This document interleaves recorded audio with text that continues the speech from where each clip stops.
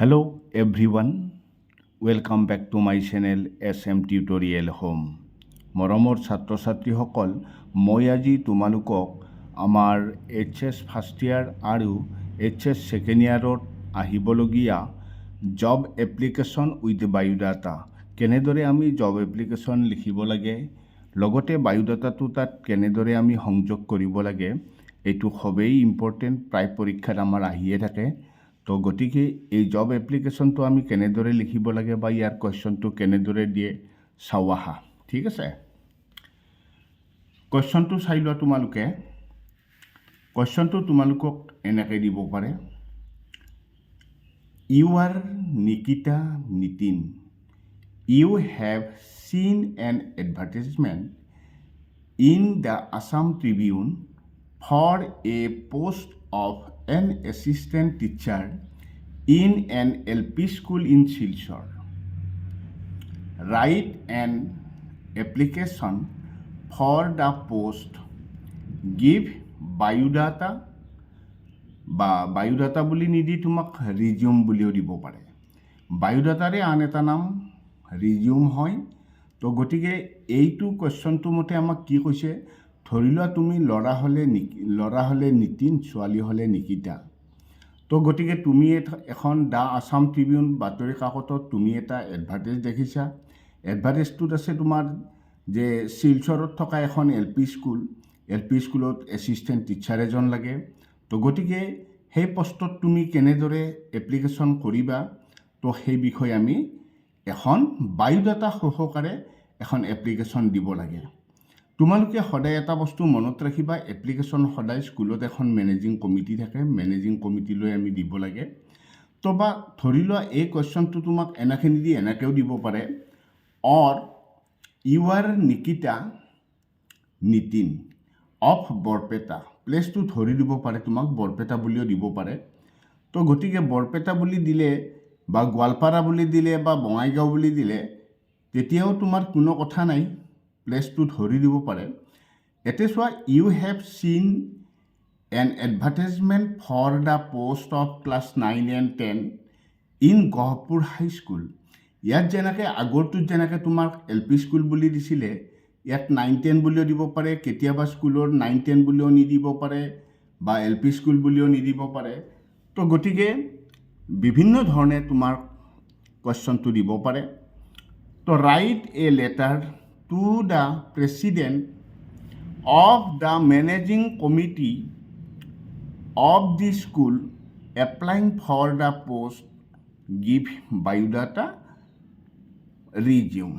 Biodata বুলিও দিব পাৰে, তোমাক ৰিজিউম বুলিও দিব পাৰে। তো গতিকে এইটো তোমালোকে চাই ল'বা। এইটো তোমালোকে মই ইয়াত আৰু এটা বস্তু দিছোঁ, তোমাক এছিষ্টেণ্ট টিচাৰ বুলি নিদি যিকোনো টিচাৰ বুলি তোমাক দিব পাৰে। এছিষ্টেণ্ট ইংলিছ টিচাৰ বুলিও দিব পাৰে, ছায়েন্স টিচাৰ বুলিও দিব পাৰে, ছ'চিয়েল টিচাৰ বুলিও দিব পাৰে, স্পৰ্ট টিচাৰ বুলিও দিব পাৰে, কম্পিউটাৰ ছায়েন্স টিচাৰ বুলি দিব পাৰে, মিউজিক টিচাৰ বুলিও দিব পাৰে, এক্সেট্ৰা। তো গতিকে ইয়াৰ কুৱেশ্যনৰ আমি এনচাৰটো কেনেদৰে লিখিম সেইটোহে এতিয়া আমাৰ আচল কথা, ঠিক আছে। তো কুৱেশ্যনটো এইটো যি ধৰণে এনেকৈ মই 1 নম্বৰটো ধৰণে তোমালোকক এনচাৰটো দি দিছোঁ, বা যিকোনো ধৰণে দিলেও তোমাৰ কেনেকৈ লিখিবা তোমালোকে সেইটো চাই লোৱা, ঠিক আছে। প্ৰথমতে তোমালোকে ষ্টাৰ্ট কৰিব লাগিব এনচাৰত, answer to the president managing committee. তাত LP স্কুলক লগি লিখিলে LP স্কুল শিলচৰ, আৰু আগৰটোত 9 and 10 যে আছিলে সেইটো গহপুৰ হাইস্কুল আছিল। তো গতিকে সেইটোৰ ক্ষেত্ৰত লিখিব লাগিব তোমালোকে two the president managing committee Gohpur high school বুলি দিলে হ'ল, গহপুৰ হাইস্কুল। তো মই আগৰ দুটা কুৱেশ্যন যি গতিকে আছে, দুটো কুৱেশ্যনৰ মেথডটো মই দেখাই দিছোঁ। এইখিনি তোমালোকক দুটো ক্ষেত্ৰতে লাগিব, to the president managing committee, এইখিনি প্ৰত্যেকৰে ক্ষেত্ৰতে লাগিব। তাৰপিছত ইয়াত LP স্কুল শিলচৰ, প্ৰথম কুৱেশ্যনটোত শিলচৰৰ আছিলে LP স্কুল, সেইকাৰণে মই LP স্কুল শিলচৰ দিছোঁ। নেক্সটটোত আছিলে তোমাৰ 9 and 10 গহপুৰ হাইস্কুল বুলি যি গতিকে দিছে, তো দ্বিতীয়টোৰ ক্ষেত্ৰত তোমালোকে দিবা Gohpur high school, direct Gohpur high school.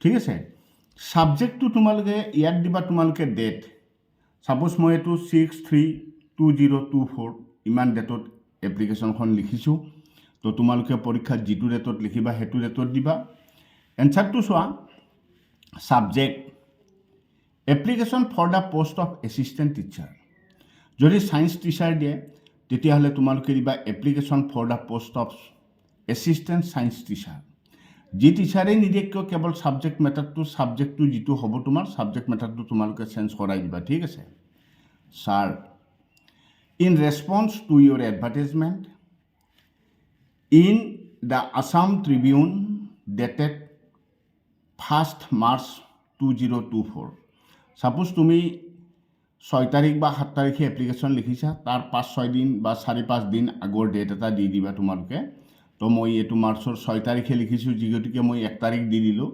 1 March Assam Tribune কাকতত যিটো এডভাৰটাইজ দিছিলে for the post of an assistant teacher I want to apply for the post of an assistant teacher ময়ো সেই এছিষ্টেণ্ট টিচাৰত এপ্লাই কৰিব বিচাৰোঁ I have the requisite qualification and experience I shall be glad to appear before selection committee in an interview and if select I shall try to prove myself worthy of your selection.